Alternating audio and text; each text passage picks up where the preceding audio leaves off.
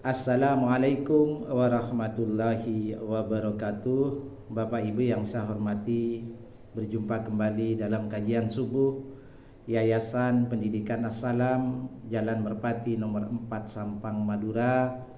Hari ini Senin 23 Februari 2026.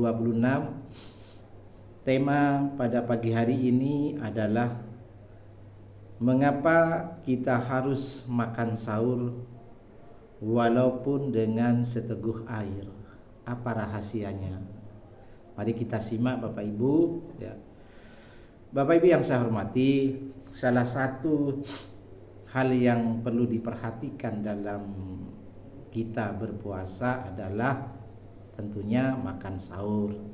Dan hal ini tentunya membutuhkan usaha yang sungguh-sungguh agar kita bangun malam untuk melaksanakan makan sahur. Salah satu kegunaannya adalah agar tubuh kita itu tetap stabil, tetap kuat ya. Ketahanan tubuh kita memadai lantaran kita itu makan sahur. Namun Bapak Ibu, tujuannya tidak hanya itu saja. Ternyata makan sahur di balik itu adalah ada rahasianya. Apa rahasianya? Yaitu adalah bahwa makan sahur itu adalah sunnah Nabi ya. Yang di dalamnya itu tentunya ada keberkahan yang tidak boleh kita tinggalkan walaupun sifatnya sunnah. Baik Bapak Ibu, mari kita lihat sebuah hadis Nabi. Nabi bersabda, tasahharu fa inna fis sahuri barokah. Makan sahurlah kalian karena sesungguhnya di dalam sahur itu terdapat keberkahan.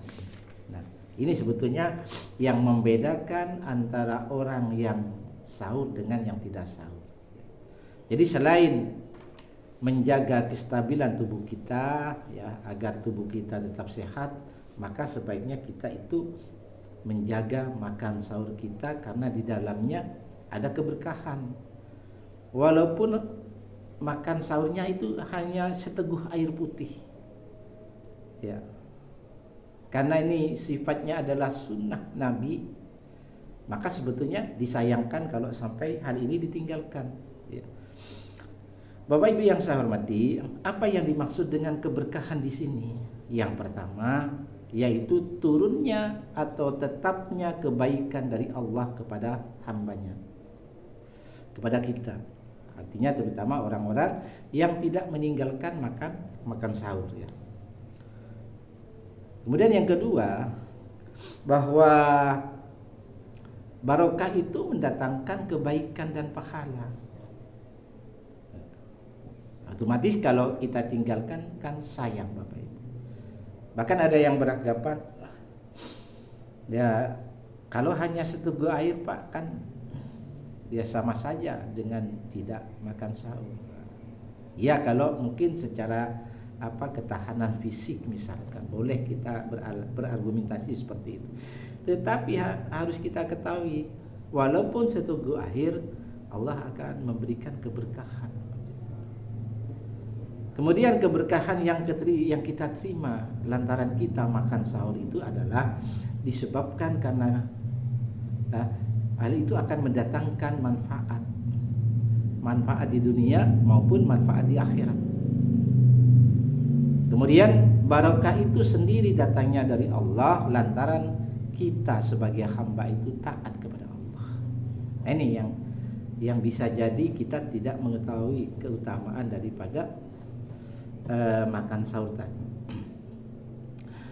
Al-Quran pun juga memberikan ini dorongan, memberikan pencerahan tentang makan sahur ini Bapak Ibu.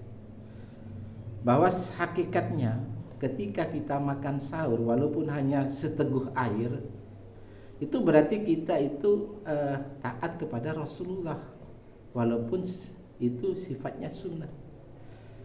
Nah, taat kepada Rasulullah itu sebenarnya hakikatnya adalah taat kepada Allah. Nah, ini kelebihannya orang yang makan sahur dengan orang yang tidak makan sahur, Bapak Ibu. Mari kita lihat di dalam surat An-Nisa surat 4 ayat 80.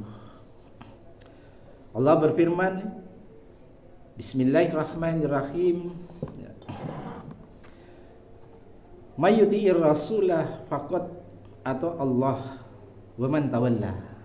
Barang siapa yang mentaati rasulnya, maka sesungguhnya ia telah mentaati Allah. Jadi ketika kita makan sahur itu kan dalam rangka mentaati Rasulullah. Nah, di dalam ayat surat An-Nisa ayat 80 ternyata mentaati Rasul itu hakikatnya taat kepada Allah. Wa man tawalla, dan barang siapa yang berpaling atau tidak taat, ya. Faman arsalnaka alaihim hafidah, ya. Maka kami tidaklah mengutusmu sebagai pemelihara. Jadi hakikatnya orang-orang yang tidak taat kepada Nabi, kepada Rasul, itu hakikatnya Allah tidak mengutus Nabi untuk orang-orang yang seperti itu. Allah hanya mengutus kepada orang-orang yang mau taat kepada Nabi untuk mengingatkan, yaitu orang-orang yang beriman. Kalau mereka tidak mau, ya sudah, Nabi lepas urusan hambanya itu tadi. Lalu apa kelebihannya orang-orang yang makan sahur karena taat kepada Nabi, ya, otomatis taat kepada Allah? Maka di dalam surat Al-Ahzab surat 33 ayat 71 Allah berfirman, Bismillahirrahmanirrahim, yuslih lakum a'malakum, niscaya Allah memperbaiki bagi kalian amal-amal kalian. Jadi situ Allah akan ikut terlibat bagi hamba-hambanya yang mencoba merangkai apa itu Al-Quran sebagai pedoman hidupnya, sunnah Nabi sebagai pedoman hidupnya, ya. Allah turun tangan dan ikut membantu memperbaiki amalan-amalan hambanya. Artinya apa? Yang dia mau menerima. Apakah itu perintah Allah, apakah itu perintah nabinya. Wa yaghfir lakum dzunubakum wa may yuti'illahu wa rasulah faqad faza fawzan adima. Dan barang siapa yang mentaati Allah dan Rasulnya, maka ia telah mendapatkan kemenangan yang besar. Nah ini Bapak, sepintas kita melihat hanya sekedar makan sahur. Cuma makan sahur, apalagi sahurnya cuma seteguk air, gak usahlah, biar gak apa-apa. Tetapi makna yang terdalam, hakikat daripada makan sahur itu ada anjuran Nabi yang harus kita lakukan. Ketika anjuran Nabi itu diberikan kepada kita, ya harus kita laksanakan sebagai bentuk kecintaan kita kepada Rasulullah. Jadi bukan sekedar makan sahur saja. Ya, rahasianya di sini. Berarti kita taat kepada Rasul, yang otomatis taat kepada Allah. Ketika posisi kita seperti ini, maka Allah akan memperbaiki amalan-amalan kita. Allah juga mengampuni dosa-dosa kita. Wa yaghfir lakum dzunubakum. Jadi, dan Allah mengampuni bagi kalian dosa-dosa kalian lantaran kita taat kepada Rasul. Lantaran kita taat kepada Rasul, otomatis kita taat kepada Allah. Dan Allah menjanjikan kemenangan yang besar. Apa artinya?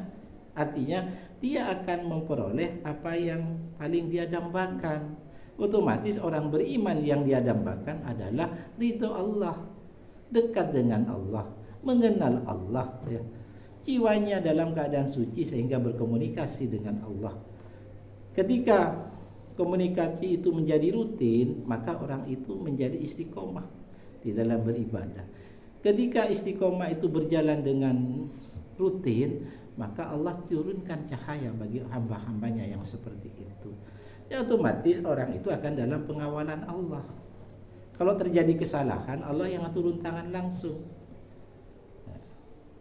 dengan keriduannya itu, maka orang-orang yang seperti ini adalah surga jaminannya, Bapak Ibu. Nah ini, mari kita renungkan bersama Bapak Ibu, betapa dahsyatnya hanya lantaran kita berusaha untuk makan sahur, walaupun hanya dengan seteguk air.